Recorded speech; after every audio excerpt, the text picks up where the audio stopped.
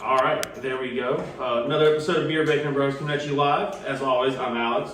I've got Chris over here on my left. What's going on? Got Adam over here. What's up? All right, boys, tell these people why this is going to be a special episode. We got beer review number 99 and 100. Our 100th official beer review. We've hit the triple digits, so we're officially old now. We consume a lot of beer on this show. Yeah, We have. Yeah, we've drank quite a bit. we have literally tried and tested 100 beers just for you guys, 100 different beers, very different beers. And all of it's special. and we had no benefit from it at all. No. Just kidding. Did you say drink good beer? It's been a fun little quick journey. But other than that, we're going to talk about throughout this whole podcast and other little video breakouts, the PGA Championship, NHL playoffs. I think that's really about it, unless other little random things come up. Some Julio Jones trade rumors. Yeah, and the 600-foot Philly cheesesteak. Yeah, Chris found a massive Philly cheesesteak that we might be the most exciting part of the video. Yeah. And not for us because we didn't get to help consume the 600-foot Philly cheesesteak, but I'm excited to talk about it at least. It's a Guinness World Record. Apparently. It's a feat. That's a hell of a feat. Yeah, that's a lot of. That's a lot of dough. That's a lot of cow. It's a lot of everything, guys. Like, just nothing in general. That's a lot. Just one onion for the entire thing. That is a massive piece of bread. Is it cooked all like? Is it Oh, cooked on loaf? hold on. There's controversy. We'll get to that later. We'll Okay. talk about that. Okay. So, I can figure out where it's going, but we'll talk about that later. Yeah. But anyways, we're gonna jump straight into the 99th beer. So Chris, give us the breakdown on this one. Yeah, so handpicked as one of the next from the six pack, the Melon Patch. It's a blonde ale brewed with watermelon. I think it's brewed by Ales for Outlaws. It's a. It sounds delicious. Yeah, only 3.8% alcohol by volume though.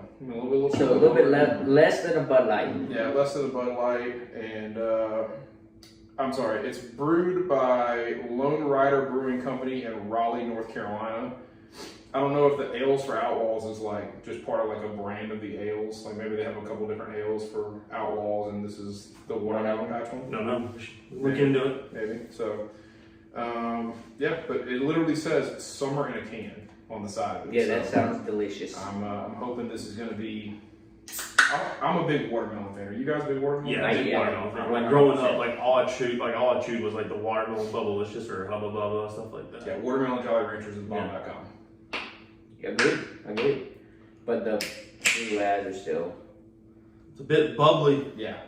I was a little worried because I like did the little crack and then finally brought through it. So, watermelon with salt or without salt when you were a kid? I didn't do it with. I mean, I knew people that did it with salt, but I didn't do it. I eventually learned with salt was the correct way to do it. Yeah, I did it with salt. Yeah. My Salt's the way to go. Mom taught me that way.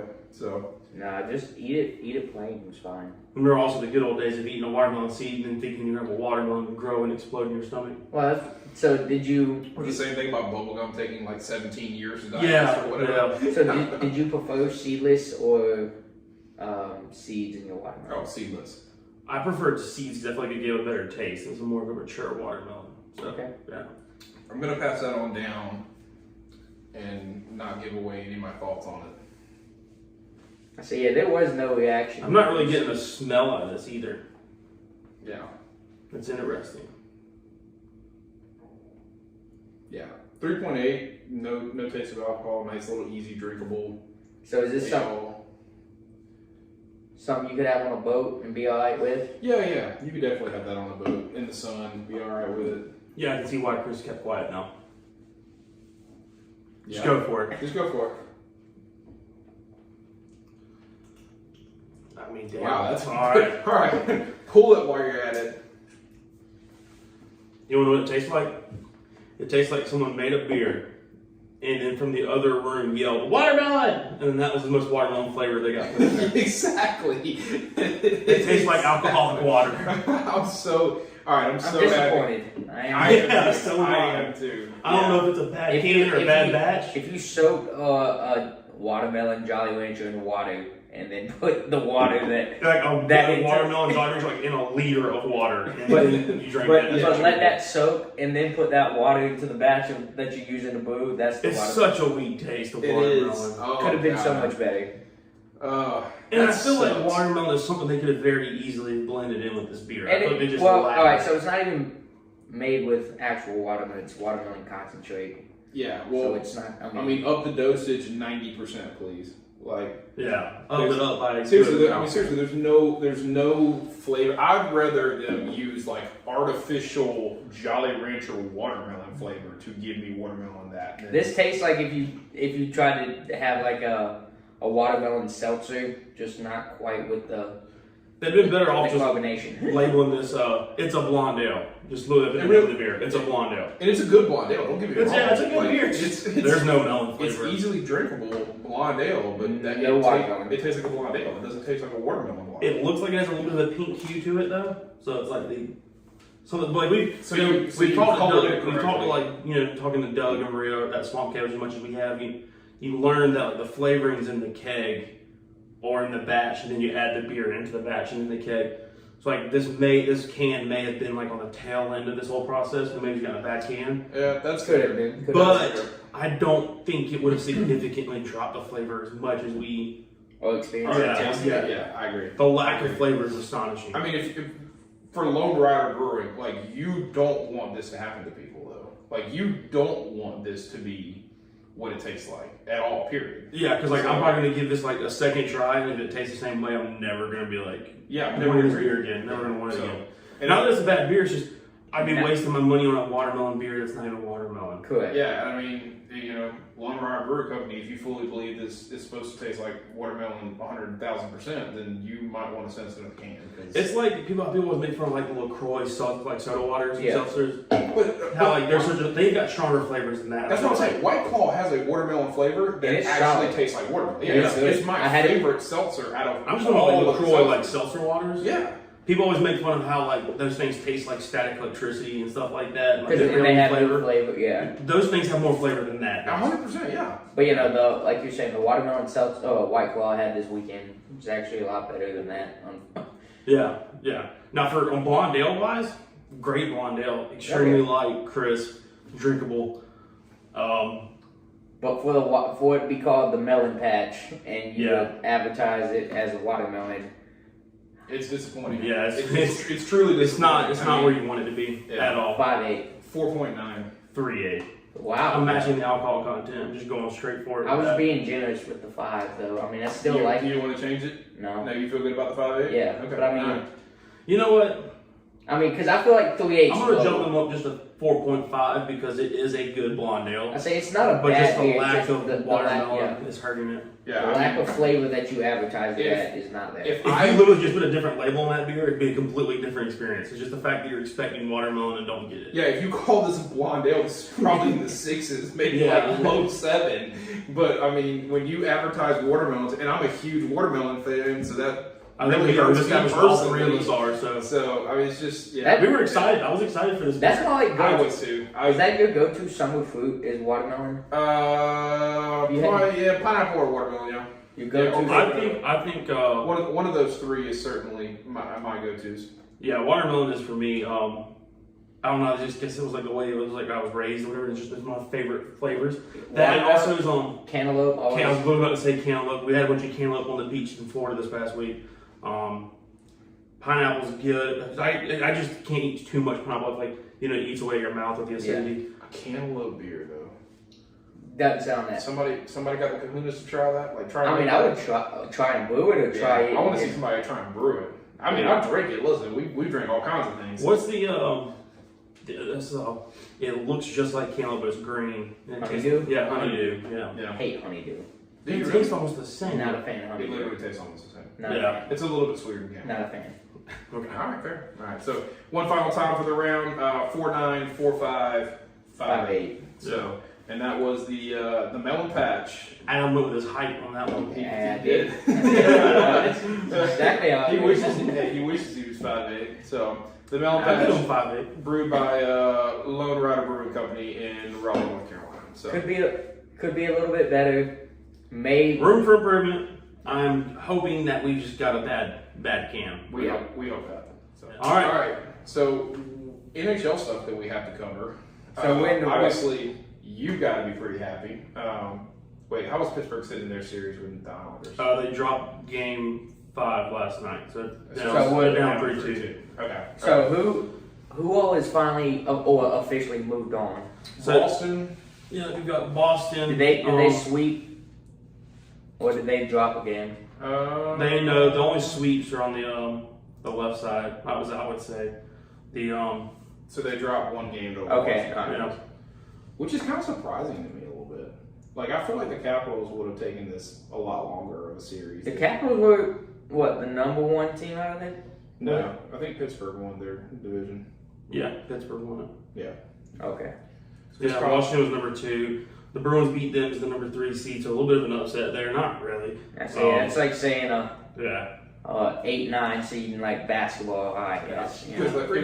It was the Hurricanes, Pittsburgh, the Avalanche, and then Toronto Maple Leafs. Am I right about that? As the one seeds? Yeah, those were the one seeds in the divisional winners. So, well, obviously, thanks to everybody that was watching our Hockey NHL playoff predictions video. Got a bit of a blunder, but yeah, we did blunder a little bit. Yeah, we said something wrong about the year Toronto and Pittsburgh got swept. No. We said it was both of them. Tampa, I thought. It was Tampa.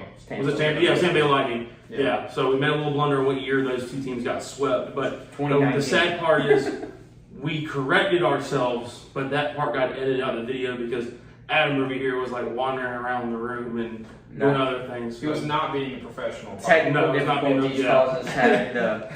It wasn't a good look to have Adam wandering around as we were correcting ourselves, but we ended up getting it right. It was not the video.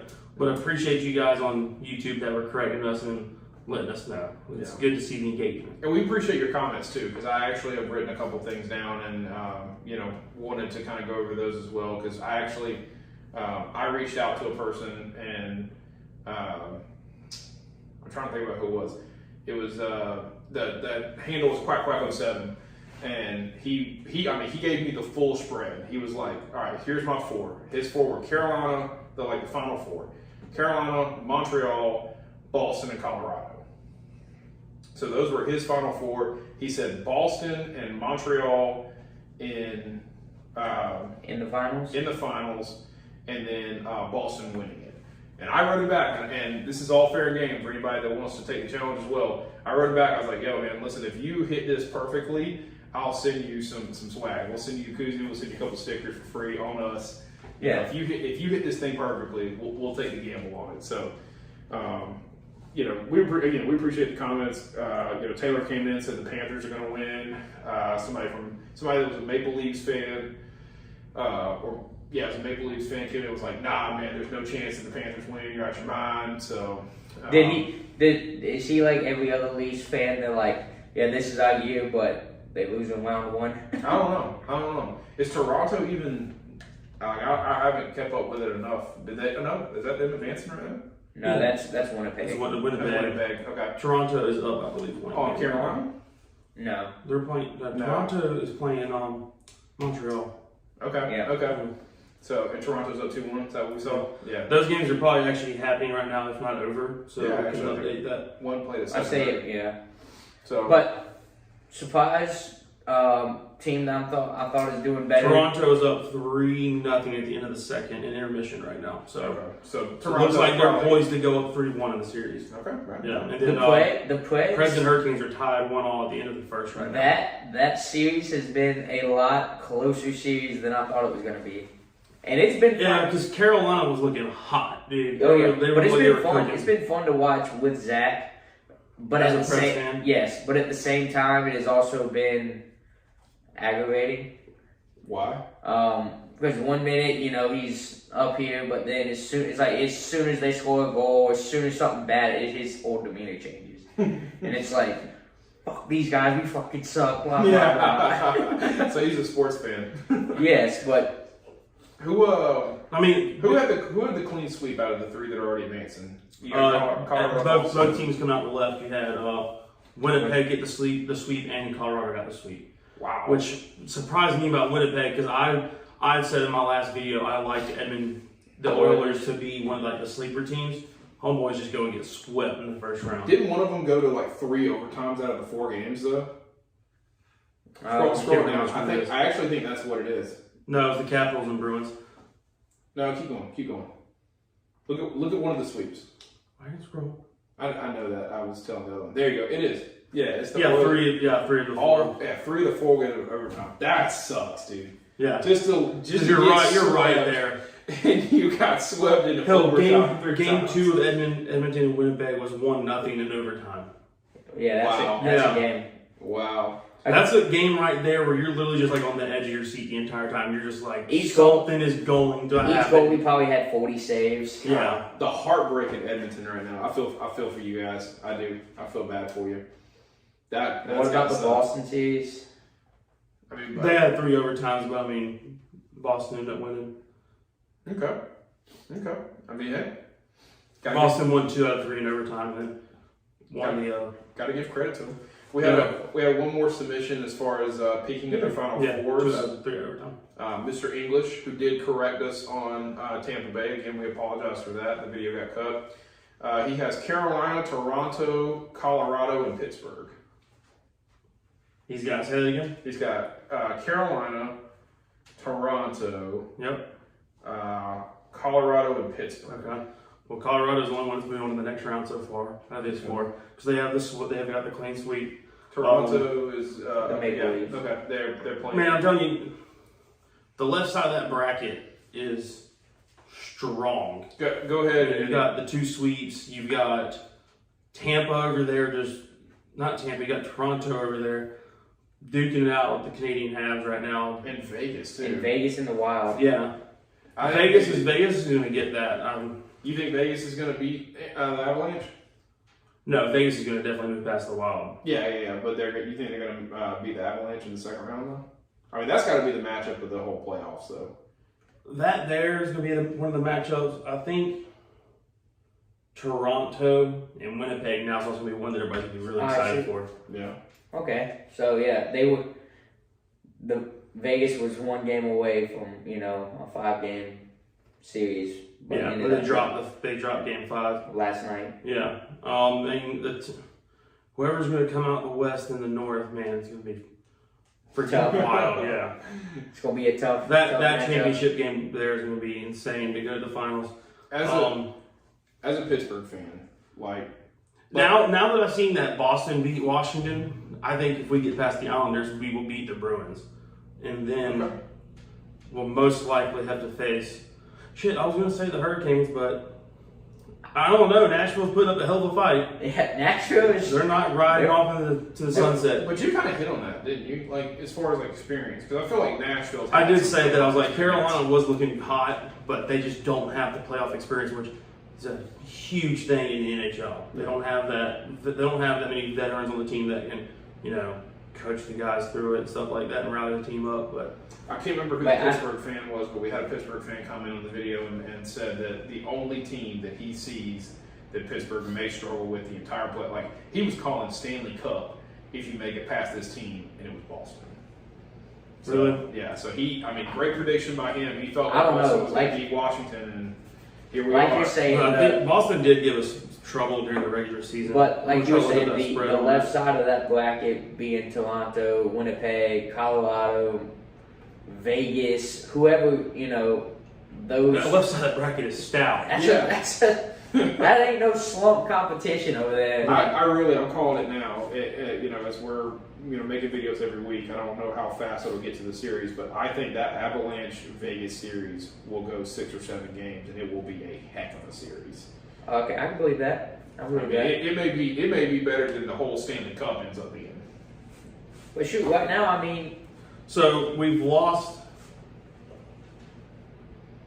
Let me count the total games. Y'all continue going on. I'll say the record on Pittsburgh versus Boston. Like I said, this Carolina Predators series has been a solid back and forth. As far as you'll have, the Canes will go up 1-0, but then the Preds will come back 1-1, 2-1, 2-2. It's not like you're seeing a quick 2-1 or 2-0, 3-0 jump, and then the other team's having to struggle to get back. It's great power plays, just good puck movement, and so it's a lot of back and forth as far as scoring goals here. I just and I'm not. Let me be from a personal standpoint, like I'm not the biggest hockey fan, but Oh, I think we could agree that Alex is definitely the biggest hockey fan. Certainly he's the biggest hockey fan of all of us. But I do believe that like playoff hockey is some of the most exciting sport, like in sports in general. Like I would probably personally rather, and I treat these both pretty much the same, NBA and NHL. I would rather watch an NHL game in the playoffs than an NBA playoff game, right? Agreed. I feel like there's more excitement in that, especially in the early rounds of both of them. Like in the early rounds, there's good, even matchups across the NHL. Some of these first round matchups in the NBA, I mean, this is going to be a 4-1 series. Yeah, one game, they might drop one game when they come out, one team. Cold, yeah, like we'll just say ball. Like, I wouldn't say the Lakers because they're not high enough up. I'm struggling to pick a team. Like, I guess Brooklyn. Like, Brooklyn's a 2 seed. Yeah. And they're playing Boston. I watched their game the other day. They ended up winning by like 14 or something. And it wasn't even a close game the whole time. Who's the Heat playing right now? Milwaukee, who absolutely stomped Miami's face in last night. All right, that's what I thought. I thought it was Milwaukee. Yeah. But yeah, I mean, the Heat's what, a 5 seed? Yeah. And against the 1 seed, right? Is that correct? No. What's Milwaukee? Milwaukee should be 4 seed. Or maybe he's a 6 seed, right? Maybe. No. Is the Sixers the 1 seed? Yes, the Sixers is the 1 seed. The Nets are the 2 seed. 3 maybe? 3 and 5? 3 and 5? No, 3 and 6. 3 and 6, 4 and 5, yeah. Yeah. So, but either way, I mean, they won by like 40. Yeah. I mean, it was ridiculous, and I'm a Heat fan. So Yeah, Jimmy didn't look too happy with it. No, I mean Jimmy shouldn't look too happy with it. His team played like crap. So, or who's the other? Is it Bam Adebayo? Yeah. I saw him sitting on the bench, just kind of head down, shaking his head, like, man. There was like 3 minutes left, and of course, might as well just get your starters out. They ain't coming back from 40 down. Yeah, but I mean, just in general, I feel like not to toot the horn of the NHL, but I do feel like the NHL playoffs. I think we're a lot more exciting. A lot more exciting. Right on par with kind of the MLB. Like the MLB typically has a pretty good playoff spread. Like whoever's facing off is actually. I think the NHL's got the best playoff. Yeah, and I mean he's got a little bit of bias, but I mean the same. I think it's the most exciting. I think he's justified. So the Pittsburgh-Boston record, when you look at the Pittsburgh side of it for the regular season, was 3-4-1. So with that one being an overtime loss. So okay, that's fair. But so the Bruins and Penguins were pretty much evenly matched in the regular season. So I do agree with that, guys. Yeah. I think we'll get past the Bruins, but that's going to take some work. But like do you think that's going to be like a 7-game series? I think that'll go 7 games. If but they get past the Bruins, I think we can take out whoever comes out of Carolina, Nashville, or Florida, Tampa. If Pittsburgh and Carolina are meeting up, you trying to head to a playoff hockey game in Raleigh? Yeah, I'll do that. Okay. And you can go try the melon patch. What is it again? Yeah. They might get another chance. We'll see. All right, so I think I'm gonna revise mine a little bit. I think Winnipeg will move on to the 3rd round. They'll win whoever they get out of Toronto, Canada, or Montreal, I should say. Vegas, I just think they will beat the Avalanche, right in the back of Marc-Andre Fleury. Then you've got Vegas and Winnipeg. Winnipeg beats them, goes to the finals. And I say Pittsburgh comes out the other side. It's going to be biased. I think it's going to be Pittsburgh versus Winnipeg. In the Stanley Cup. In the finals. And I think Pitt will win that one. I don't think Winnipeg has enough experience to be in a high level caliber game. So if Pittsburgh doesn't get out the first round, roast this man. Yeah, absolutely roast this. I'll take it. So I'll take. There's only a few teams I'll listen to talk shit about Pittsburgh. So yeah, that's fair. I'll say Toronto's getting past Montreal and then also past Winnipeg. Yeah. So into the 3rd round. Easily accomplishable there. That's fair. Give me. I do like Vegas beating the Wild, but I think the Avalanche will win that one. So you got Toronto and the Avalanche facing off here in the finals. Yeah, and then give me Toronto again to the finals. I think that's what I said in my first predictions as well. And then I think I originally had the Capitals in that coming out of the top of that bracket with the Pittsburgh in them. I believe you did. Yeah. But now, no, I know what I said. No, I said I didn't want to take any of those three, and I was going to take the Islanders. That's what it was, because I didn't like any three. I didn't like any of those teams. But give me Pittsburgh coming out of that section. I'd rather see Pittsburgh than Boston. So you think Pittsburgh's going to come from the right side all the way? You think Pitt's going to the finals that you're saying? No, I think the Canes end up pulling it out over the Preds, and then I'm going to go with just the speed of how Carolina plays. They got a lot of speed, a lot of young guys. Take them to the finals, and I wouldn't mind seeing the Canes win it all. That'd be wild. I want to check where this series is. I wouldn't mind seeing the Canes win either. Local team. Just the closest team to it. Closest team to us by far. All right, I wanted to check where this series was standing before I made this hot take. So I'm going to take Toronto, Vegas, Pittsburgh, and Tampa Bay as my four. Okay. I think Tampa comes out at the bottom right, and I don't really know a whole lot, of course, about the teams in the top left, even their past experience. But I feel like everybody, including some of our fans, are really talking Toronto up. I personally think the Avalanche could beat Vegas. I think I've already said that it's going to be very serious. Correct, right? All four of those teams out of the top left are Canadian. Yeah, right. Yeah. Edmonton, Toronto. Yeah. So how many? There's 5 teams out of Canada, right? Or is there 6? 6, right? With the Flames and Calgary Flames and Vancouver. And you got Ottawa. Oh, okay. So 7. Yeah. 7. All right. Either way, Ottawa. over half the Canadian teams made the playoffs this year. Good. They haven't won a championship in I don't want to be wrong. Was it the 90s? Didn't we look it up I last? feel like it was the 90s. Yeah, we looked it up last video. So, anyways, Tampa, Pittsburgh, Toronto, and Vegas, and I think it's going to be Vegas, Pittsburgh in the finals. So, I'll take Vegas as the champion. I don't want to be different with you. So, but that again, great start to the playoffs, and It's been exciting, and it really has. Some really good teams. So, a lot of overtime games. tell us what you think about our predictions. Yeah, talk to us. Let us know. Comment. Yeah, and please. Some of you have made some pretty good predictions, and they're all still currently sitting around. So we'll see. And please roast him if Pittsburgh does not make it out. Please roast him. Bring it. So, but thanks always for the support for the NHL. We really appreciate it. We always have fun talking about it. But any final comments for? No, I'm good with that one. Yeah, fly penguins fly. I know they can't fly, but they can fly on the ice. Okay, I think that's Close enough. Close I think enough. that's fair. How about slide? It works in the video. How about slide? On to PGA Championship. PGA Championship. Let's talk it. So, well, in our home state of South Carolina, Ocean Course at Kiowa. I've personally been there. Have either one of y'all been to the Ocean Course? Not to play it or even walk holes on it, but I had a buddy who had a timeshare house out there. Either way, I think his parents did. So we had a end of the year party one time out there. There was a couple of us that stayed out. So I don't know. It was the 14th hole or something like that. That we sat somewhere near the fairway. Okay.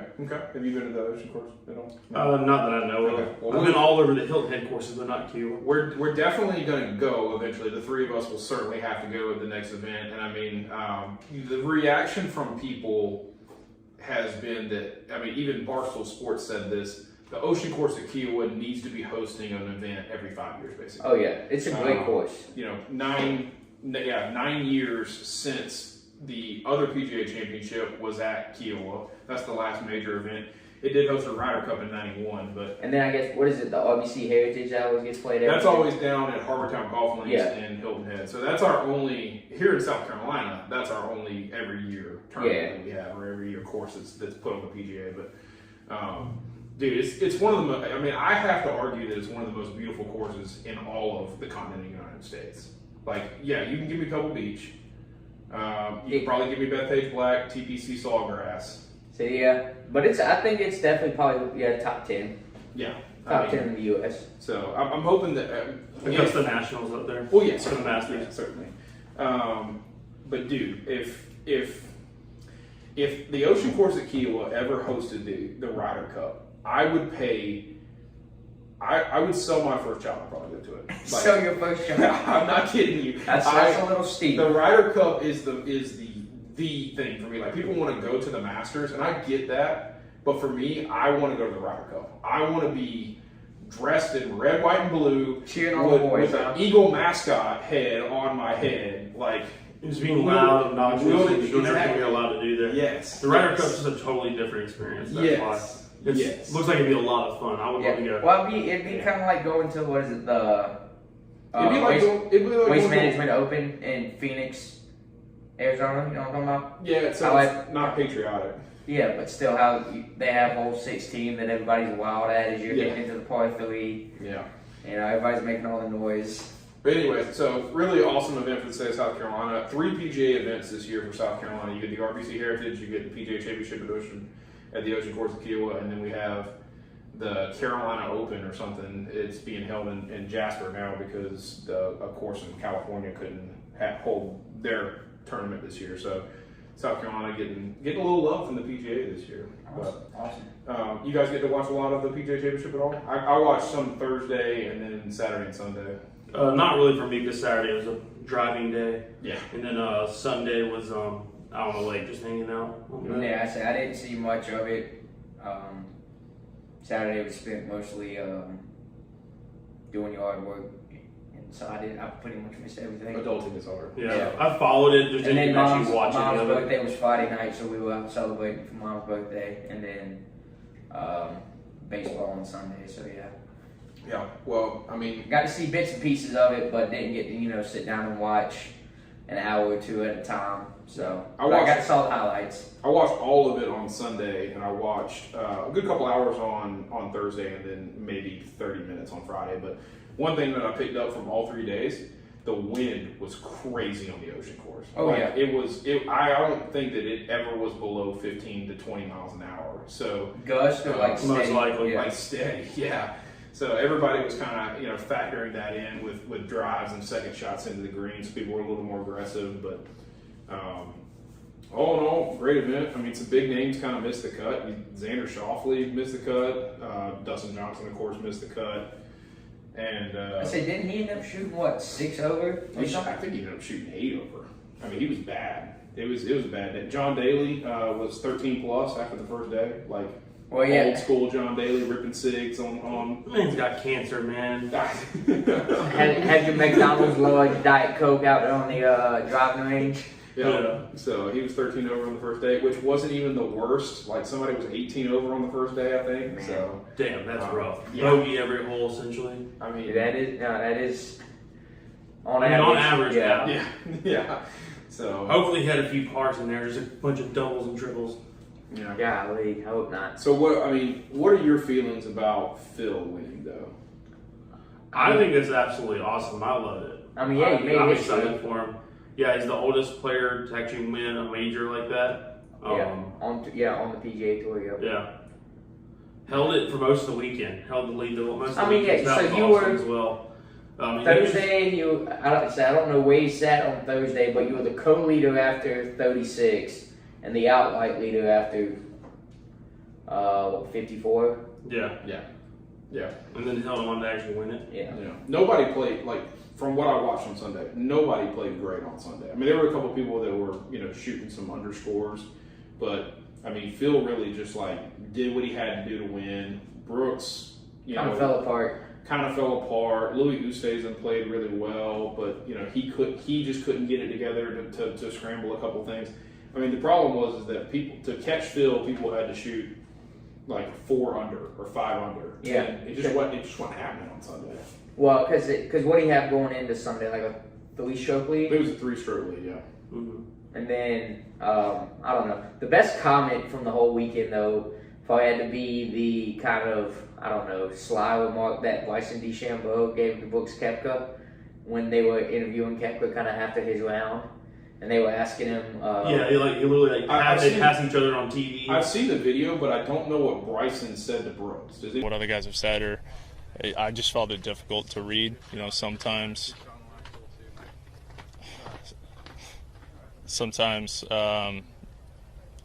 and lost. I lost my train of thought. Yeah, hearing that bullshit. Fucking Christ. Does anybody know what he said? So essentially, what it was like, so they were talking about how Brooks just wasn't quite making putts, and DeChambeau kind of walked by and said, "Yeah, you just got to hit it on the right line or somewhere along those lines." And you could just see like the what a roll of the eyes. a smart ass, like what a smart ass he was, Yeah, I mean, and he kept his eyes and like he just kind of closed it, didn't want to say nothing on camera, but. That's pretty great. I've seen the eye roll, I've seen the memes and stuff like that. I just didn't know what Bryson. I didn't know that Bryson said something to Brooks. Yeah, well, it wasn't. It was like I said, it was kind of like in passing as DeChambeau was walking by Brooks Koepka on being interviewed as if DeChambeau was walking back to the clubhouse or walking to the tent or something like that. I really hope they get paired together on the Sunday. But I mean so they're talking about that being like a newfound rivalry in golf is DeChambeau and Koepka. I tell you what, Bryson's really. I mean, he came up last year with the whole put 50 pounds on and. Those are great. Alex has some memes going on right now. They're pretty great. But I mean, Bryson came on the scene and he's a good golfer. But Bryson's philosophy of just hit it as far as we can and then figure it out from there, it's not going to work in majors. It's not going to work at Augusta. It certainly didn't work at the Ocean Course. I mean, but I think statistically, if you can hit it 370, you're improving your chances of. Yeah, certainly, but being closer to the hole and shooting a better score. As amateur golfers, I mean, we all know this. If you 3-putt, it doesn't matter, right? Correct. So I don't know. But I mean, they're not up there 3-putting like we are. Bryson's good at 3-putting. Bryson's not a great putt. It's the same thing that DJ went through 5 years ago, where DJ was still smoking balls everywhere, but he was 3-putting everything, and that's why he wasn't. That was before he, of course, got to be number one in the world and winning at Augusta and everything. But I mean, Bryson's not an excellent putter, so he can make all the chirpy marks he wants at Brooks Koepka. He ain't a top 50 putter on tour. You don't think so? No. DJ, as much as I give DJ crap for being a bad putter, it's still better than Bryson. Now Bryson's gonna beat everybody to the green. Don't get me wrong. I physically watched Bryson get on a par 5, and he was within 15 feet for eagle, and he made a par on Sunday. Yeah. Now, granted, he left his birdie putt this close to the freaking hole, and he just walked up there and tapped it in. But still, I mean, I don't know. That was my rant about Bryson. Sorry. He's not. I like him, and I want him to be on the Ryder Cup team and everything. But let's not act like you've won a major. Let's not act like you've been a top 5 golfer in the world for the last 2 years or anything like that. So I don't know, but yeah, I could. That might just be a up and coming rivalry. It is just looking there on the stuff. I was just rolling through the memes. They were talking about. Apparently, this beef between them two has been brewing and is continuing to grow. Okay. And apparently, a lot of people are all for it because they want to see some sort of rivalry like that in golf. I guess you had Phil and Tiger, those were. Yeah, but they weren't ever beefing or chirping. It was just the fact that they were literally just constantly competing to win. Yeah, I mean they were the best at the time, and now you're having these guys that want to be. Did y'all see the Instagram thing that I sent y'all today about Phil, with the 12-year-old kid Riley? Yeah, I've seen that video before. Did you slide to watch any of the other videos? I saw. Yeah, all those little one-liners and stuff. Yeah, I've seen that. One of my favorites was when he was on the par 3 and he hits it. It's like a 4-iron or whatever, and he hits it and the guy's like, "It's got to be better than Tiger's," and Phil goes, "Oh, it is." And he parks it 3 feet. Yeah. I love the one where they're the tee box and they're introducing Tiger Woods, and it's a couple of years ago, and it's winner of whatever, the winner of this, winner of this, winner of this, and then finally Phil goes, all right, we get it. Stop introducing him with so many damn wins. So if you guys have never seen the thing with Riley, It's like this 12-year-old kid, and Phil, I don't even know what tournament Phil's at, but he's over in the second cut, and he's got a ball, and he looks over at Riley, and he's like, what would you hit? And Riley, first off, a 12-year-old kid that knows this much golf is awesome, but Riley's just like, well, if I could hit my 4-wood, 3-wood, or was it 3-wood 260 out the rough, I'd probably go for it. And Phil does exactly what Riley says, and he looks over Riley and he's like, Riley, you can caddy for me anytime. Yeah. And well, then like the following year, whatever tournament, same thing. They bring Riley out and he gets to caddy for Phil for like a hole. Yeah. And it was really cool. So awesome thing by Phil, but yeah, I mean, some of those videos are great. And Phil really, I didn't realize like how great Phil has been with the fans over the years. Yeah. He's always been a fan. He always runs over there if they get hit, and he'll sound like a glove or a ball and talk to him. And like the one in that video, that little montage, he's like, I just want to make sure you know I'm not the one that hit you. I'm just giving you a signed glove. Yeah, but I mean, again, really cool tournament. I mean, I was really happy. But yeah, I'm happy for Phil. Glad to see one of the OGs, at least of our generation. All right, I had to pull the tweet up. Everybody's talking about it. I'll tweet. Phil tweeted out 12 days before winning the PGA Championship. He tweeted out this: I've failed many times in my life and career, and because of this, I've learned a lot. Instead of feeling defeated countless times, I've used it as fuel to drive me to work harder. So today, join me in accepting our failures. Let's use them to motivate us to work even harder. 12 days later, wins the PGA Championship. Yeah, it's awesome. Everybody was freaking out about that. I think he just played a very well-rounded game of golf for 4 rounds. Very simple, not a lot of mistakes, and he just kept it moving. So you want to know something funny? On Saturday morning, we were going into it. Phil was, like I said, Phil was tied with the lead. Brooks was like 2 shots back of him going into Saturday morning. I literally bet $100 on the 5 golfers that were behind Phil, like either tied with Phil or behind Phil. Because I thought personally, there's no way 50-year-old Phil is going to hang on to this lead at the Ocean Course, 20-mile-an-hour wind. The dude could never keep it in the fairway. Dude wins it. So you bet against the big lefty? I literally bet against him. So bad choice. Happy for him. How did y'all feel about the fans? A lot, like South Carolina's been getting a little bit of pushback about how crazy the fans went. And I'm so over this, man. It's been like almost 2 years, a year and a half. No, a year and 2 months now, officially. Almost 3 months. And vaccines are rolling out left and right. It's an open air environment. Also, people, you assume the risk. If you choose to go, you're choosing to gamble on getting COVID or not. Let people live their lives at this point. Yeah. Yeah, I mean, is that what you're getting at? That the people well, not a little bit of it was the announcer saying they've lost control of the crowd. People are all over the fairway and man, they're witnessing history right now. Brooks hit his shot, and literally the whole crowd just passed him. He didn't even get to see where his shot went. He didn't know if he made it on the green or not. He just hit a shot, and everybody ran back past him to try and get up to the green. At that point, you got to be able to give your players space, but yeah, they're trying to get into a best view to see either, see Phil win this thing, especially on 18. If it's a game winning putt or match winning putt, tournament winning putt, absolutely. As soon as you hit that shot, if I can, I'm splitting up the side of it, whatever I got to do to get there. Yeah, it's like when Tiger won his Masters last year. Was it last year? No, it was 2019, yeah. When he won his most recent Masters, as he was walking down the 18th fairway, since he was the last golfer, the crowd was just filling in behind him and walking with him. I understand that, but if they're literally running in front of in between the dude and the ball, you got to start swinging a club or something like that. You got to give them their space. Get the hell out of my way. What I brought up about the COVID stuff was apparently I saw on Twitter where people were freaking out. How many people we allowed on the golf course and all that. I mean, we allowed it. I think it was 80%.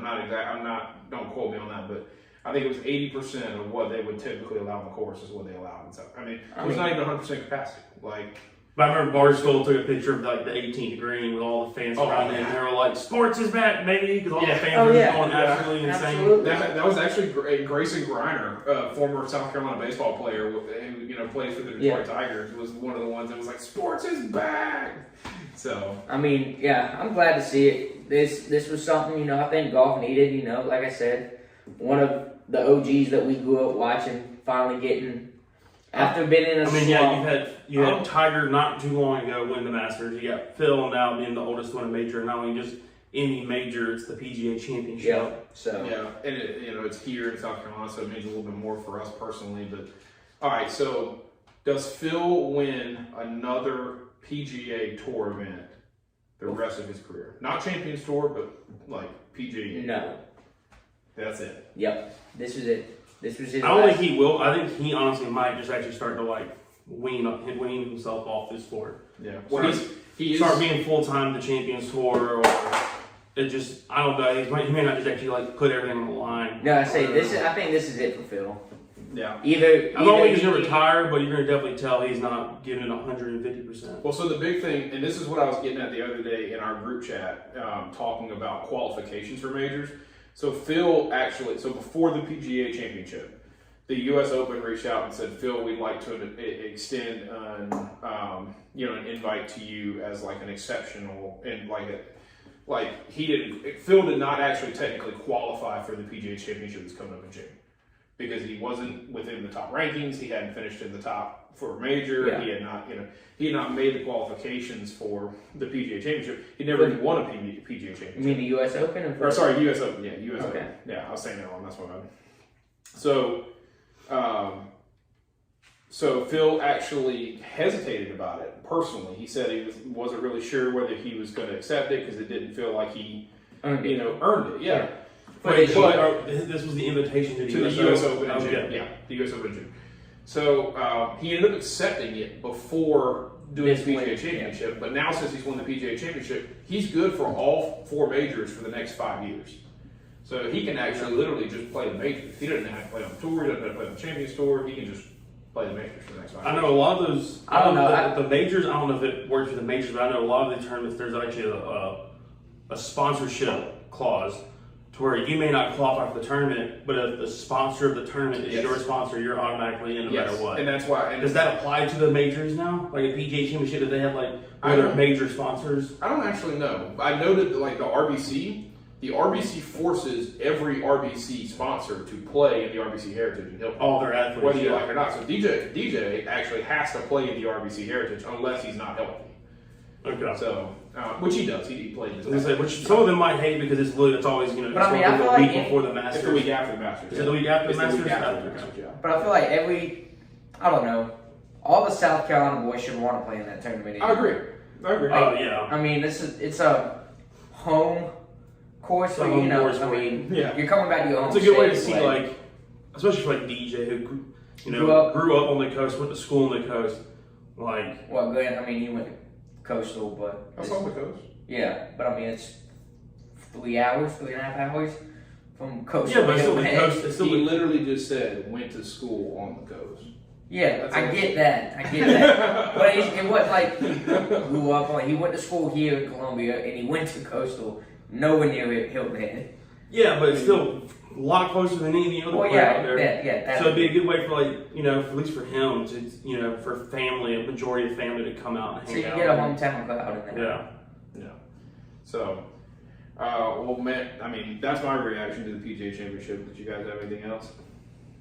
No, I really like it. I think Phil's going to start to become a champion tour member. I hope so. He probably nominated.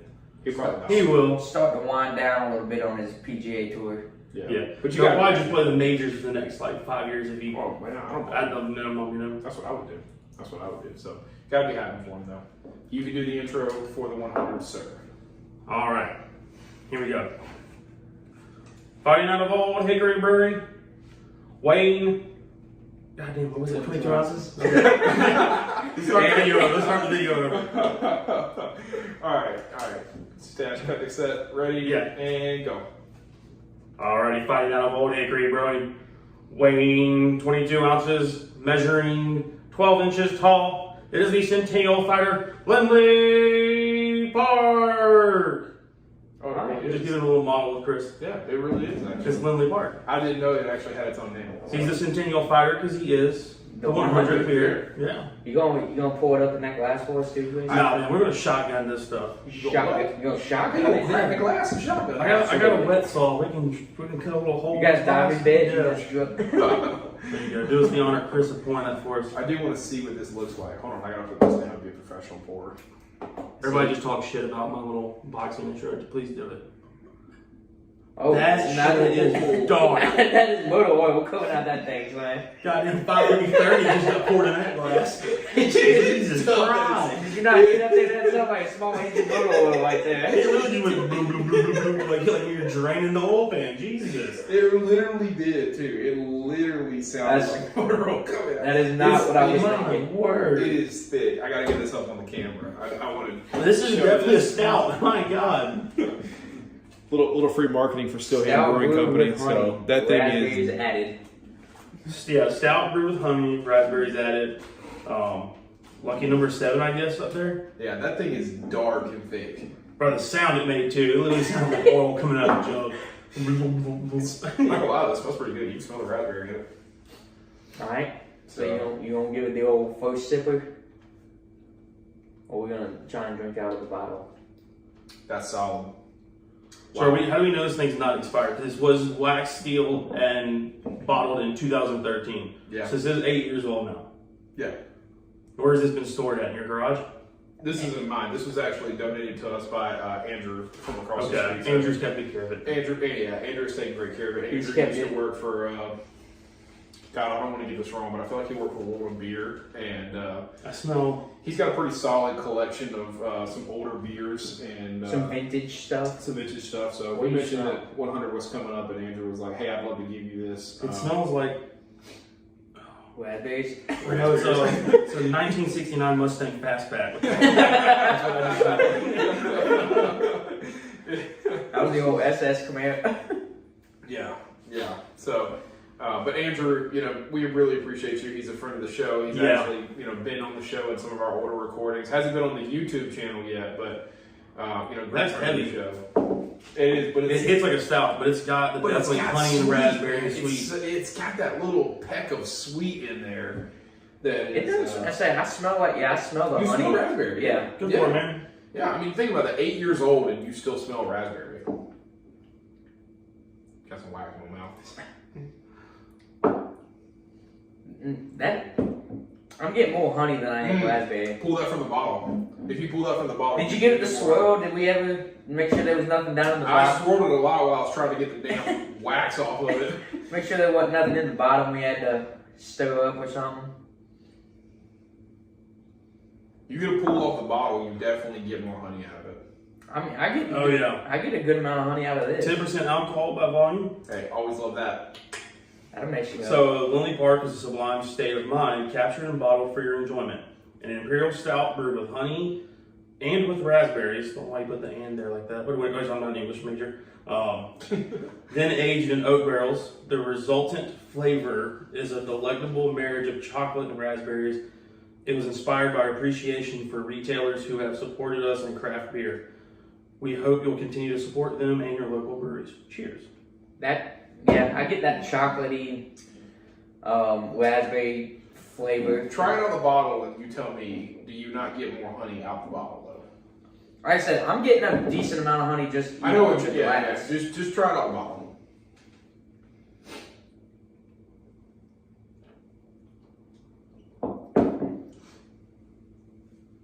Yeah, I agree. Yeah. Yeah, it's probably just the same thing that involves like when you air out wine and decanters and stuff like that. It's where the wine touches your Yeah. tongue actually. Initially it touches your tongue. It's not exposed too much air as it is like it is in the glass, so it's gonna be a different I don't flavor know, profile. But that's- I think it's really good.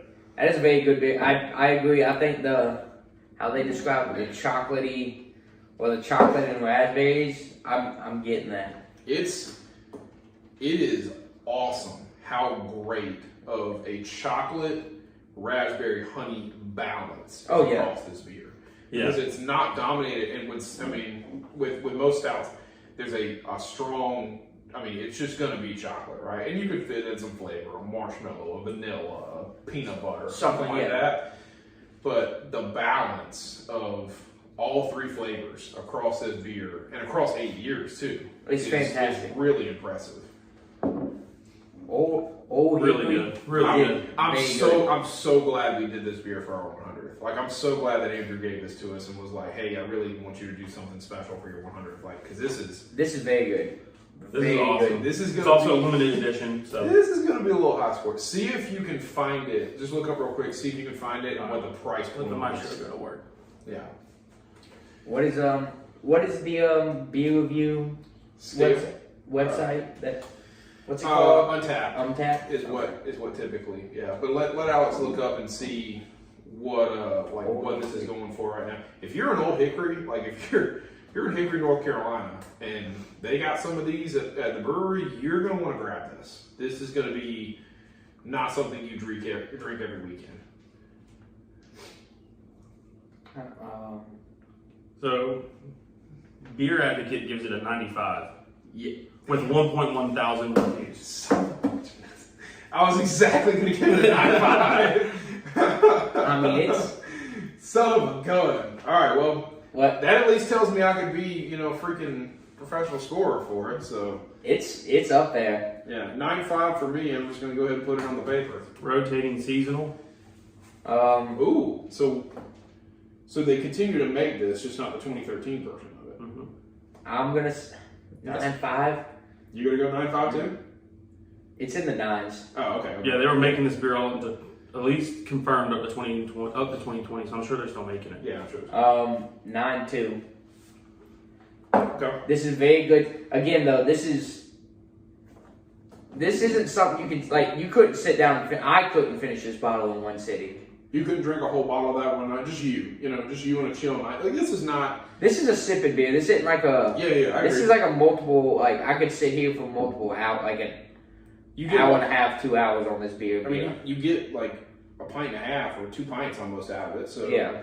I mean, I think that's fair. I could see myself sitting on a log cabin in the snow. Just pulling this from the bottle, or are you going to actually pull it? Probably pulling it from the bottle.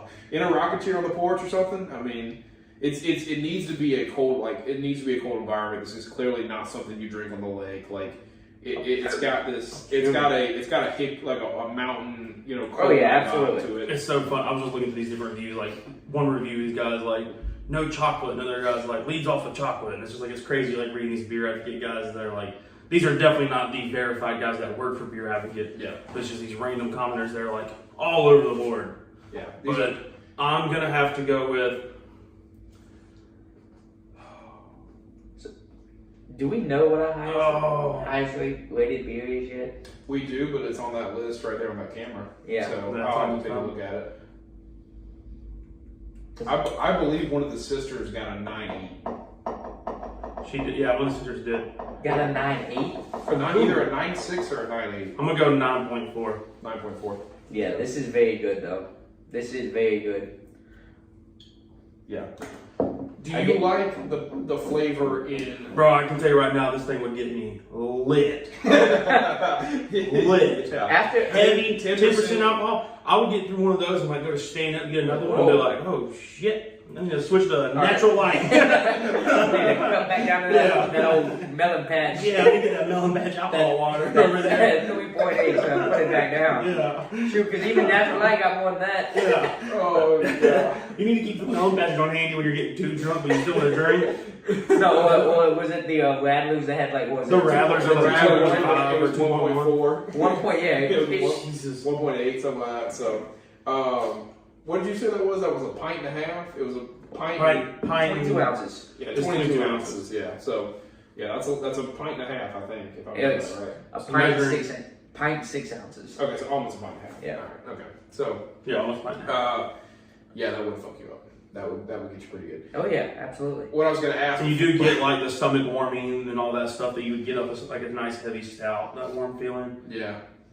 What I was gonna say before we started laughing so hard, flavor in the bottle or flavor in the glass, if you had to pick. I guess kind of depends on what you're going for. You personally? I'm gonna go off the bottle. I like it out the glass. I like it out of the bottle. I think out the bottle is a little bit more cleaner and crisp. Yeah. Here, let's go ahead and trade then. Let him move the bottle over here. You finish off what's in the glass then. Give me a little bit. I don't know. I think I'm getting a little bit more balance of Bro, you can't even see through the screen in that shit. Like, God.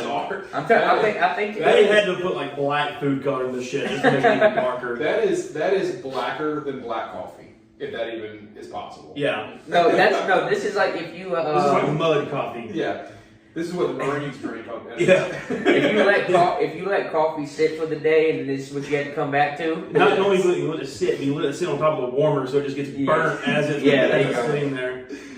Oh man. But no, I think I don't know, to kind of get all three, a more mellow of all three flavors, whereas I think out the bottle you're getting kind of hit with the honey kind of outright.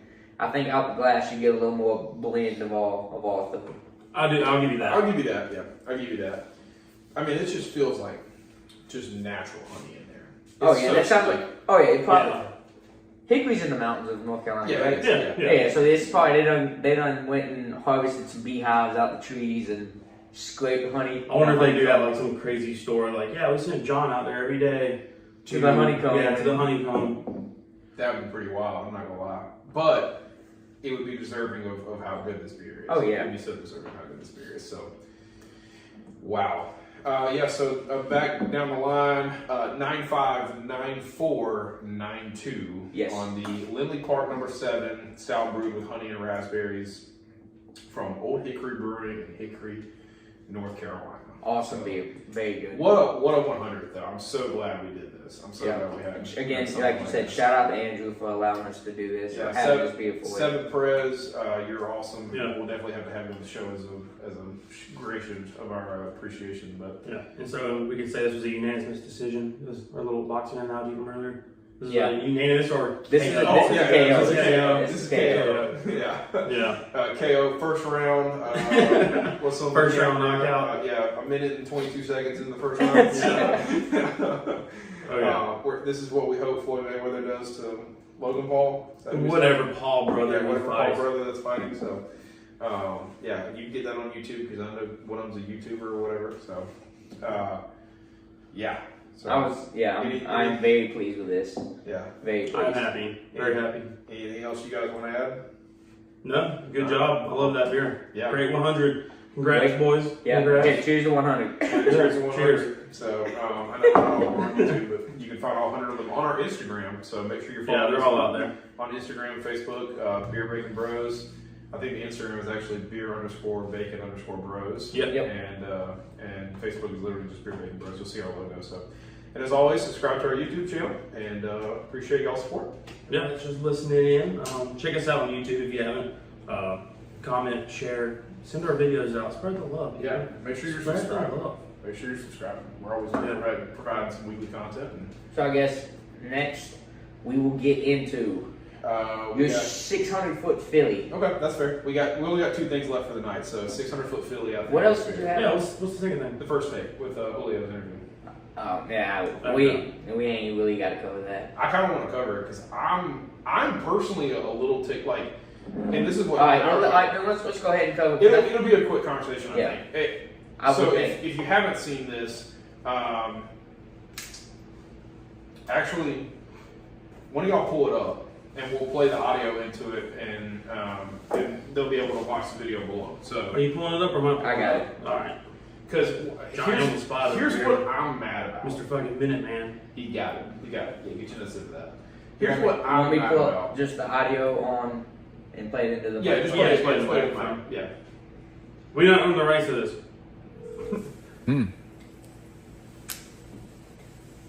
You watching, Julio? Really hope he answers here. This is Julio, talking have the to guts to Bayless pick up on the YouTube phone. Live. No, this is What's happening? Yeah. All right. Julio. Hold on. Let me put you on the...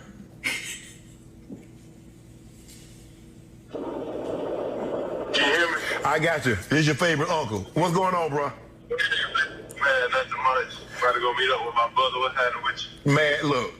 You want to go to the Cowboys, Julio? Or you want to stay in Atlanta? Oh, man, nah, I'm out of there, man. You He's out out. He's out of there.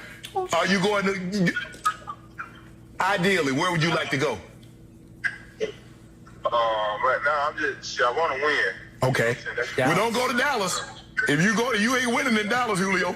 Man, listen, come on, man. You already know, I know. Okay. Can you remind him we're on television? Ask him right why now? he wore the Dallas. Listen. You know how people is, man, with all that going on with the picture? Yeah. And all that, stuff like that. Okay. Man, I ain't never been on that. You know what I'm saying? Okay. That's good enough. Julio, I'll talk to you later. Thanks for calling me back. We on air, but I appreciate you calling me, dog. You know I know my nephew was gonna pick up. Oh yeah, yeah. I ain't going to Dallas, man. I never thought about going to Dallas. Okay. I appreciate that, bro. Enjoy the rest of your day. Now he might not have any choice. All right, so Shannon Sharp asking all the questions. Yes. Now, the phone call came from Shannon Sharp's phone. Now, what I'm gonna go ahead and stop because I know you got a lot more to talk about this than I did. Go ahead. So I'm gonna go ahead and go in on my sense. Go ahead. Not a professional athlete by many means over here. Look at me. Okay, I could be possibly an Olympic curler. I don't know. Still, Chunky boys out of Minnesota are doing it. I can do it. We all could. We all Yeah. could. Anyways, so but I would understand in a professional aspect as an athlete, of all people, I would have to put at the top of the list Stephen A. Smith, Shannon Sharp, Skip Bayless. Any of those three jokers call you and you tell them something, the shit's going on TV. So I think Julio knew what he was saying was most likely going on TV. Now, it's the fact of that girl that was on the show tried to get in there because she realized what was going on was really weird. She did try to say, hey, we're on air like right now. Like this isn't going to be an interview airing. This is people are literally watching you talk live to Sharp. Like, and I think that's a little messed up on their part. Yeah. On Shannon's part? For not prefacing the conversation like, hey, we're live right now, bro. Like I've got you tapped in on ESPN. Like I'm calling you calling you on literally, set. yeah. Like, we're going to commercial break after this. Like, oh no, what's not your even a commercial break. Like this is. I'm calling you right here, right now, and then me and Skip are about to have a conversation. It's messed up on their part, and I think Julio just really doesn't care anymore either way. I really do. I mean, of course, he wants out of it. Has he reacted in any sort of way yet? Has he said anything? Julio hasn't said anything, and people, including myself, as I'm about to say, are really upset about the way Shannon Sharp went about that. Like, that's a very unprofessional thing to do. It just, and I get it. He's playing the big daddy move of, hey, man, like, Skip and him were talking about Julio. He's like, you know what? Why don't I just call Julio, right? And Stephen A. Smith does it all the time. Oh, man, I got a text 15 minutes ago from LeBron James. James. Who's talk crap about Stephen A. Smith? I think he really does communicate with those players a lot. Oh, he does. But he's never pulled them on TV live without any sort of warning like that. Yeah, and that's a professional thing. Like, that's a professional And then also, like, Shannon making those comments like, I'm your uncle kind of stuff. Like, I knew that's I cool. did. If y'all don't like that, that's cool. But if you're his uncle, you shouldn't do the man like that. yeah. Like, because Now you're playing him. Now it's bad road. You guarantee that the Atlanta organization is now pissed. Because you literally just said on national television, I'm out. Absolutely. I'm not playing in Atlanta anymore. Absolutely. Because, I mean, Atlanta, there was already trade rumors. Let's be clear about that. The Beer Bacon Bros show knows there was already trade rumors. Oh, yeah. Everybody that follows the NFL knows there's trade rumors. You could see the trade was going to happen by following what Atlanta did in the draft. But exactly, that's what a lot of people have been saying. You know, Kyle Pitts, and we even said it on our draft recap that, you know, Kyle Pitts might be just the Julio replacement. Yeah. You know, it's not that they're powering up their offense. He's just the Julio replacement. But if teams know that Julio's mindset is, bro, I'm out. He literally said, I'm out of Atlanta. Then teams are like, all right, Atlanta, you know, the ball's in your court. You got to make us come get him now. Right? Yeah. Because we know he's going to walk. And not just that, he's already said, I'm not going to Dallas, so Dallas might as well not even pick up the phone. And what if Dallas and Atlanta was already in some sort of little back channel conversation? Exactly. Now you just made those explode into thin air. Yeah, so Maybe. it's just... But like, again, I don't see Dallas going out to make that move. And I don't either. Do we know where this there was came some from? picture with him of Julio like in a Dallas shirt or something like that. Okay. That surfaced. But either way, for what Dak's wanting to ask for and what we would have to pay him, we cannot afford to get Julio. Yeah. For what we're wanting to keep out, like if we wanted to keep Amari, if we want to keep Zeke, if we want to keep that, and they get paid what they need to be paid, we can't afford to get Julio. Yeah, and it's just So it like, doesn't make sense for us to try and go and get not him. unless he's playing safety for y'all. He'd probably be the best safety on your team if he was immediately traded to you. But I mean, I think it's just a bullshit move by Shannon Sharp to do that. I do too, and I mean, I just like it really pisses me off because he and people were like, well, he told Julio he was on air. He told Julio they were on air after the conversation was done. I mean, he was like, bye, Julio had already done his damage. Yeah, not only that, but it wasn't like a hey, just an FYI, you're on air. It was more of like, hey, I'm on air now. I'll call you back later. Yeah, it was kind of like an the girl, the co-host, I forget her name. She's screaming in the background. Does he know we're on air? And Shannon Sharp's like talking over her purposely, like he's just like ignoring her in the conversation. But Julio had already said, "I'm out of Atlanta. I'm going somewhere I can win." And they made the joke about, well, if you're wanting to win, you're not going to Dallas. Yeah. Well, and also it was. That's not a joke. That's just a factual statement. Well, yeah. But they made it as a joke. As a Dallas fan at the end of the table over here. Yeah. But. I'm kind of worried. Scum. Okay. We still have 5. Yeah, I mean that's just that lit me on fire. If I'm crazy, y'all say it. Y'all comment on the video and say that I'm crazy.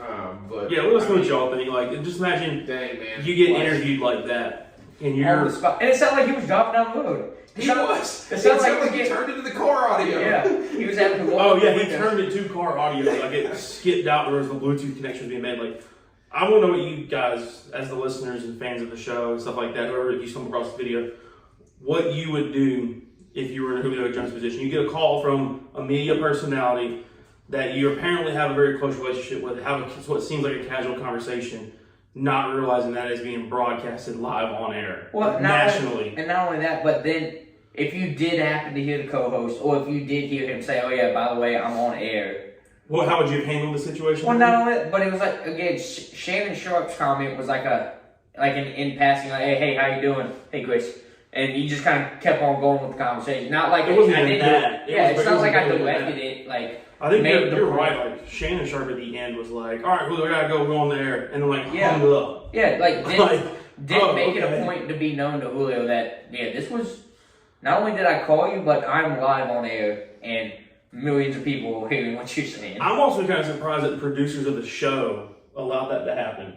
Well, the producers I think of that's First why. Take. I think that's where the girl in the background was like, "Yo, like, does he know we're on air?" Because she knows like the legality part of that. Yeah. Julio could go after them if he wanted to. Like, imagine if he came on there and said something like he cussed or said something a little bit derogatory like that, and he gets in trouble. And it's like it would about or towards the Atlanta organization or something like that. Yeah. And like, what if he get on there and he was like, "Nah, man, those bitches suck," and then like, oh, that shit just got broadcast on national television. Yeah. Like, just imagine that happened. And you would think you would have a casual conversation with your good friend Shannon Sharp. Yeah. Like, you knew he was going to say what you said was going to go on air, but you would expect him to like clean it up, you know?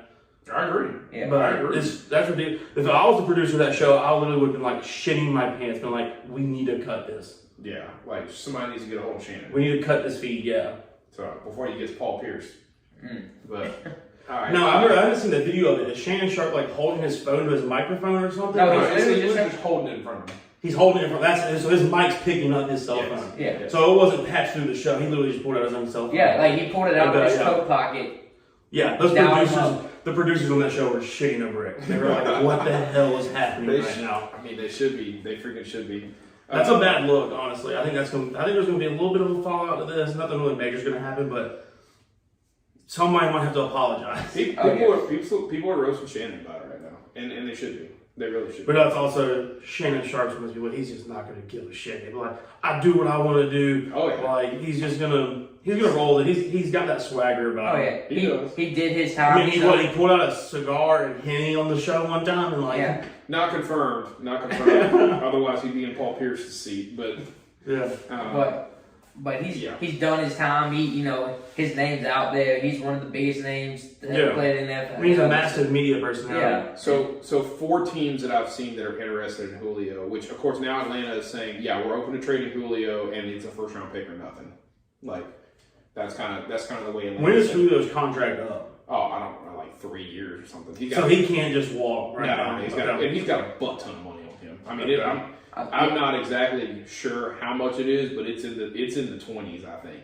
Okay. I think it's $20 million a year or more. So the ball is somewhat in Atlanta's court, but teams still need to bring something to the table to get him out of Atlanta now. Yeah, and I mean he's been a statistically top 5 receiver for the last 5 years. So I mean, it's still he's older. It's got to be worth Atlanta's time. Yeah, he's. But you older. also got to look at a team that can. He's take older, on but that he's worth the next. He's worth it for the next 3 to 2 years. He's got some value. 2 to 3 years. Healthy, yeah. So 4 teams that have kind of come forward as people that they say are interested. You want to take any guesses at 4? I know I got a list sent to me the other day by a good friend, but is the good friend the guy that texted us today confirming that it was going to be one of these 4 teams and said you heard it here first?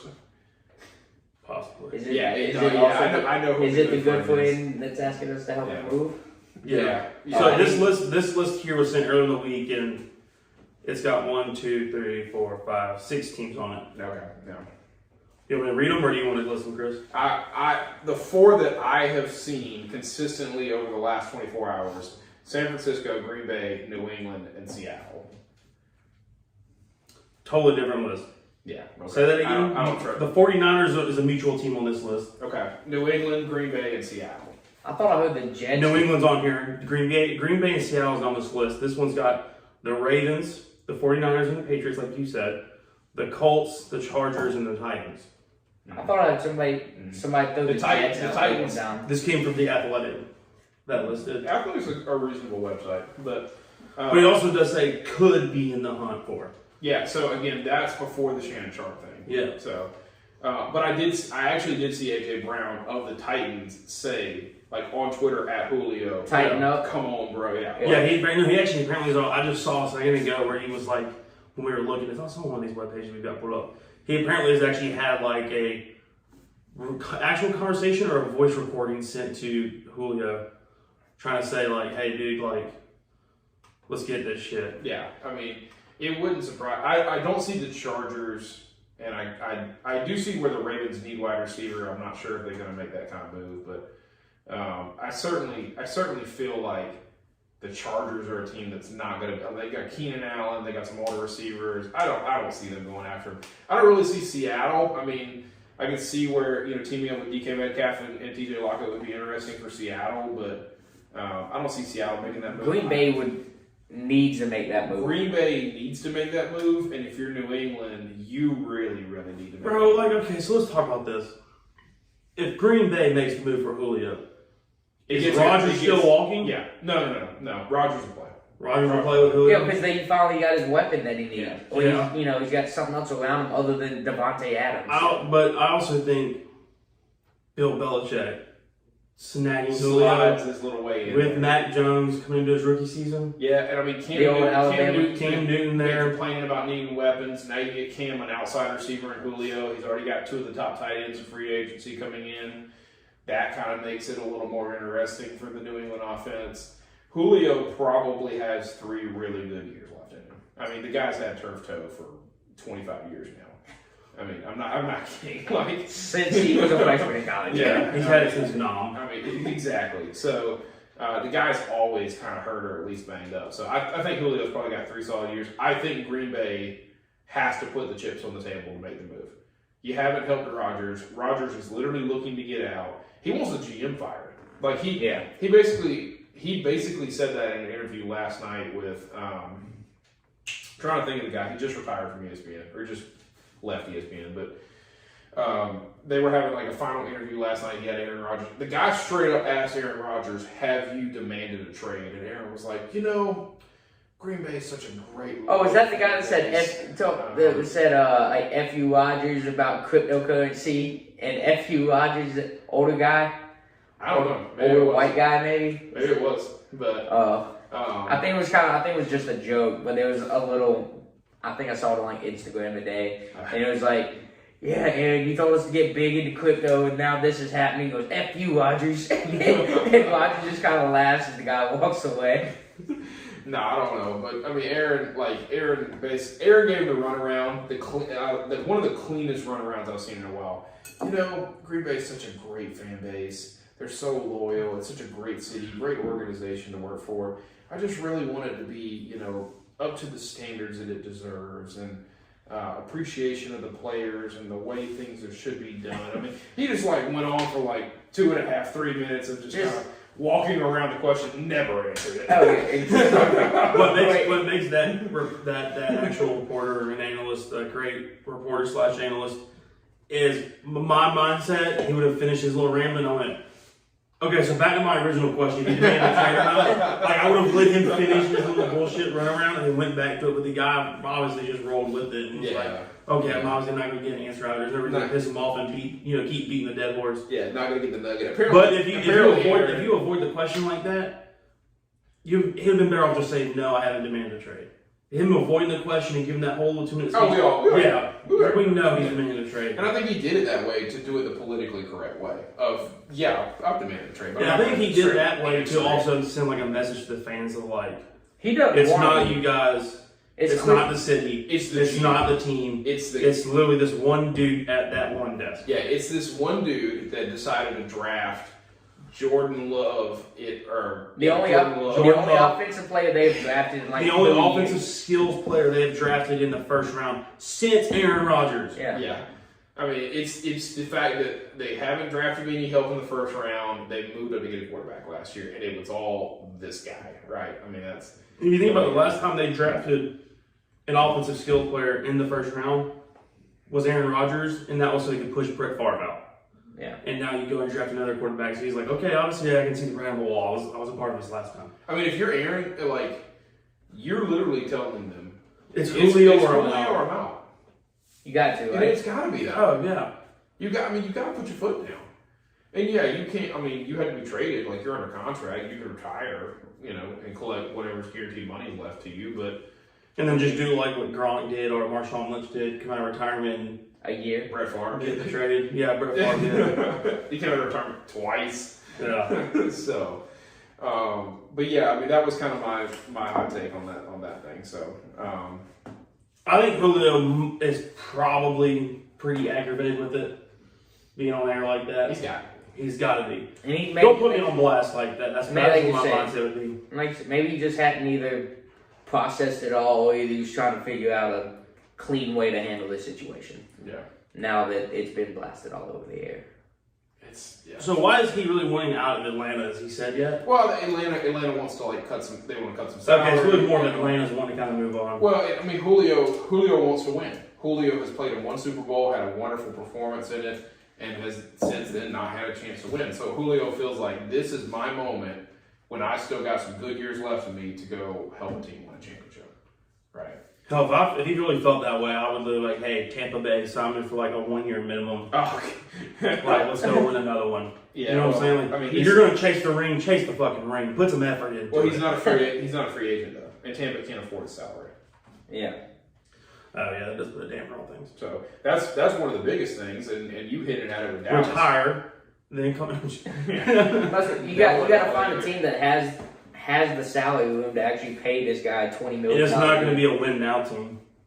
No. No, it may be. New England's got plenty of salary cap. Yeah, but New England's not a win now team. They're not like they're not within the hunt of the Super Bowl the next 2 years. Yeah, I mean it would probably take. I mean, here's what I think: Atlanta wanted a future quarterback anyways. If you're Green Bay and you're willing to, say I made a mistake, Jordan Love for Julio. First round, that's what you wanted, right? Yeah, you get your future quarterback. I get Julio Jones. Yeah, I don't think Jordan Love carries enough weight to do that. I mean, yeah, I don't think that other teams. I don't think Jordan Love deserved to be a first round draft pick. I mean, he was borderline. He would like when he was being talked about, he was borderline. But he definitely wasn't worth the 10th or 12th pick they took him at. No, they moved up a couple picks. They took him up to 20, I think. I think his exact number was 20. But still, I mean, he didn't deserve to like. No, I don't think anybody actually felt that strongly about Jordan Love the way Green Bay felt about him. No, because they left plenty of other good quarterbacks on the board. Well, not just that. I mean, they moved up. They literally traded draft picks to go get him, and I don't think anybody was really feeling that strong about him. So no, was that what year did Jordan Love get drafted? 3 years ago? 2 years ago. 2 years ago now. So he was behind. He was a 20. It was 2026 draft. Yeah, 26 in the 2020 NFL draft. It's a 2020 NFL draft. So last year's draft. Okay. So, yeah, 26. I mean, again, they moved up for him too, though. Yeah. Was that also the year? Where did Philly pick in this draft? Anybody know? Right off the top of their head. It wasn't that high up. Okay. If they picked in this draft. Hold on, I don't think. Yeah, they did. They picked Jalen Rogers out of TCU at 21. Okay, because they could have had Justice Jefferson. Yeah, that's got to feel great. Well, whenever it was the year DK Metcalf went, that they put, I don't know. That was many years ago. Jalen Hurts went in 53rd. Yeah, it was the same draft. He was second round pick. Yeah. And they took Jordan Love over Jalen Hurts. Yeah. Nobody felt that great about him. Nobody felt that great about him. So, isn't that tough? Oh well. Yeah, that hurts. Yeah. You traded up for Jordan Love when you could have gotten Jalen Hurts. I mean, not just that. I mean, think about the way they could have. Jacob Eason. I feel like Jacob Eason. Yeah, I mean, I like Jacob Eason at 122. Like I like Jacob Eason more than I like. Where is Jacob Eason right now? He's with the Colts still. He's still with the Colts. He's still the backup. So behind. Actually, I take that back because Philip Rivers retired, right? Oh, he's behind Carson Wentz. Yeah. Yeah, they traded for Carson Wentz. So. I got Carson Wentz in the trade. God, such a great trade. By the way, if you're a Colts fan, I'll say it on air right now. You're going to really enjoy having Carson Wentz. People want to crap on Carson Wentz in Philadelphia. He was in a. I think I've said before on the show that I feel like Carson Wentz just got screwed with the team he got put on. Yeah, he could be an actually really good quarterback. He got screwed with the philosophy he was put in, the team that he was on, the offensive line that he had, and the amount of wide receivers he did not have because they were all freaking hurt every time for the last 3 years. So, if you're a Colts fan, you're going to like Carson Wentz, and I'm just saying it right now. So, all right, so let's get on to the last thing of the night. That should cover up Julio. That covers the Julio talk. Let us know how you feel about the Shannon Sharp video. Let us know if you feel like Shannon Sharp was in the right, in the wrong. If Julio should just not even answer the phone, whatever you think. So yeah, let us know how you feel. We want to know. All right, so final topic of the night. On a great night. I feel like this has been a great show, but 600-foot Philly. 600-foot Philly. So why don't you pull up the photo because obviously my device is up there. But I'm gonna pull it up on the computer. Yeah, go for it. Go for it. Is there anything left in this? Oh, you left a little moose piss. That was a delicious moose piss. Sorry, I can't fucking English. By the way, if you don't know what moose piss is, cheesecake, not 600-foot Philly cheesesteak. Philly cheesesteak. Wait a minute. Now I'm in. Might be a little inebriated. Now I'm in. My mind just put cheesecake. If you don't know what moose piss is, look up the Urban Dictionary version of moose piss. It has to do with. Look on Twitter. Yeah, put like Twitter or something like that. Is where.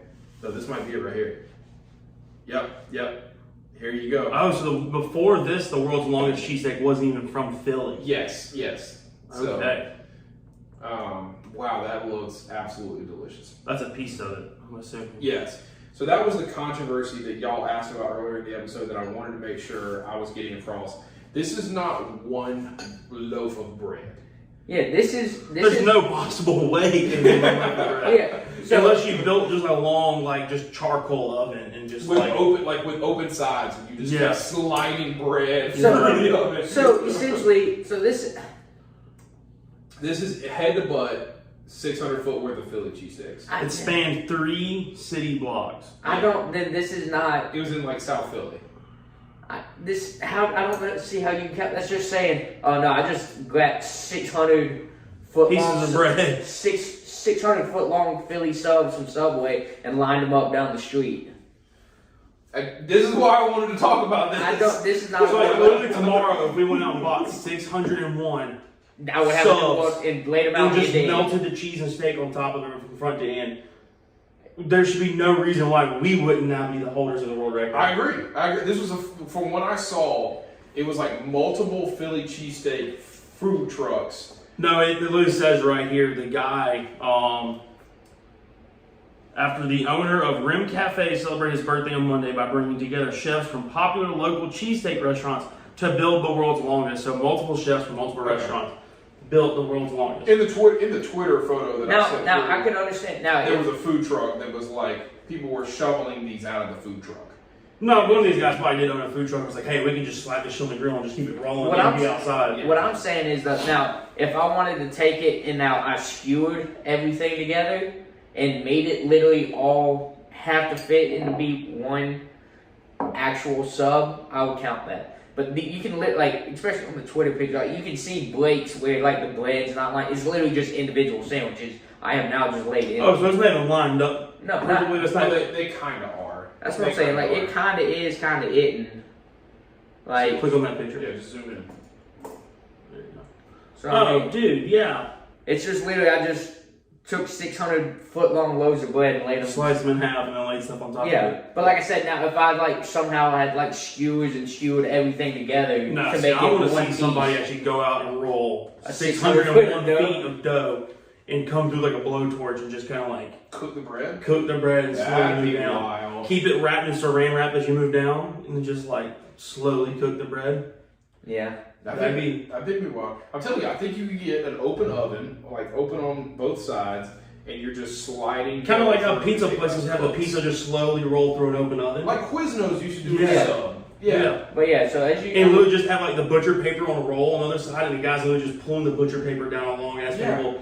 And you don't even have to have the dough ready. Like it's just as the dough comes to an end, you can literally just morph the like you can literally just go get like melted butter and like roll the dough together and then keep that chain going. Yep. yeah. Yep. So again, That would be legit because then you'd have to literally run that knife 601 feet to cut that Also, bitch in half.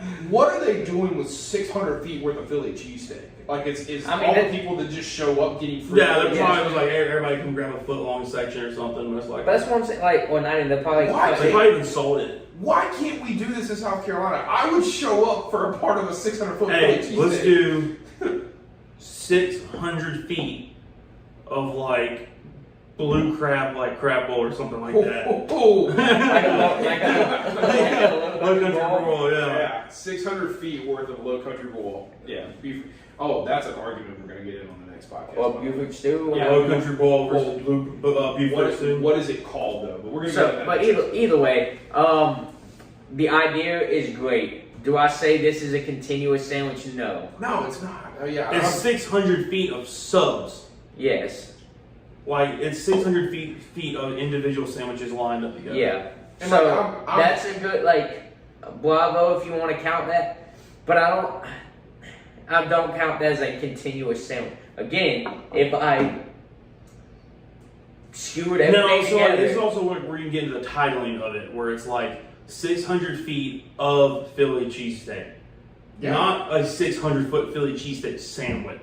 It's 600 feet of Philly cheesesteak. You So know, that's fair. That's but fair. it says the world's longest cheesesteak. That's not really the world's longest cheesesteak. It's it's a bunch of different pieces yeah. of bread. Yeah, it's it's Unless, the like, world's you- longest strip of cheesesteaks. Unless you're saying unless I just lined up all this bread and then like you're saying, I then covered all the gaps to link them with cheese and meat. Yeah. Then I count And that the as one peppers, sandwich. onions, all Yeah. that, yeah. Yeah. But if it's no, I made this individual sandwich and I just made 600 of them. We laid them end to end and I called it one sandwich. That to me is not should not count. Yeah, I'll get with that. I'll agree with that. So, I mean, I'm happy that, and the city of Philadelphia deserves this, right? I mean, the Philadelphia cheesesteak, like, it's a staple. Like, everybody knows that Yeah. Philly cheesesteaks come from Philly. So they deserve to have this record, but also, I mean, Yeah. it's a little controversial to say it's 600 feet Of a of a cheesesteak. cheesesteak. Or it's a 600-foot cheesesteak, or is it 600 feet of cheesesteak? Yeah, Yeah, 600 feet of cheesesteak. Of cheesesteak is probably fair. That could be like, it literally, if the world record was written properly, it would say like the world's longest stretch of Philly cheesesteak. Yeah, That's or probably- chain or whatever. What do y'all think that is? A 6-inch? No, that's probably probably- 6 to 8 inches, yeah. I think it's 8 inches probably. We'll call that 8 inches. Yeah. Y'all comfortable with that? Yeah. How many of those could you eat in one sitting? Of those that we see in this picture, Yeah, 1.5. I could do 2 solid. I could do 2, but I'm going to be so full afterwards. That's what, like, I could knock mean, down that 2, but it's going to be a struggle. That isn't going to get close. That's what I'm saying. Like, that's not gonna be I'm saying 1 and like a half would be. I'll be on the good side. Like, I could do 1 and be like, all right, I'm good, I'm done. I could eat 2 of those. I don't think so. I don't think I could. It would hurt, but I love Philly cheesesteaks. I mean, I do too. I do. I love a good Philly cheesesteak. I can't really find a really good one around here. Big Kahuna from Jersey Mike's. That one's good, but Big Kahuna Philly cheesesteak. So, yeah. We'll have a discussion around our favorite sub one episode. We'll get into that eventually. All right. Well, Philadelphia, we're happy for you, but that's not a 600-foot Philly cheesesteak. That's 600 feet of Philly cheesesteak. Yeah, So, agreed. yeah. Any last comments? No, but we should try and get some bakeries on board to do 602 feet worth of Philly cheesesteak. I wonder what the Italian sub record is. We found that out probably. I could do 2 8 inches of Italian. I might could do 3 8 inches of Italian. You think you do a full Jersey 20 Mike's original? 24 inches? Yeah, I think I could. You do a foot of Italian sub. Yeah, I probably could. Alright. Alright, I think I can do it. All right. Alright. So this is going to wrap it up for this episode. Obviously, thanks for being along with us. If you're watching the full episode, we appreciate all the support and 100 peer review. As always, follow us on Instagram, Facebook, like, comment, subscribe, and share our videos. So yeah, find us now on YouTube. Make sure make sure you're giving us your comments and reviews. And if we say something stupid, hold us accountable. We're open to it. We're not going to get offended. I promise. Wait, Yeah. Please let us know how we're we doing. do like criticism Yeah, sometimes. Be constructive. Be constructive at least. Tell us how we can do better. So, any last words? All right, that's it. Y'all have a good one. Great episode. Till next week.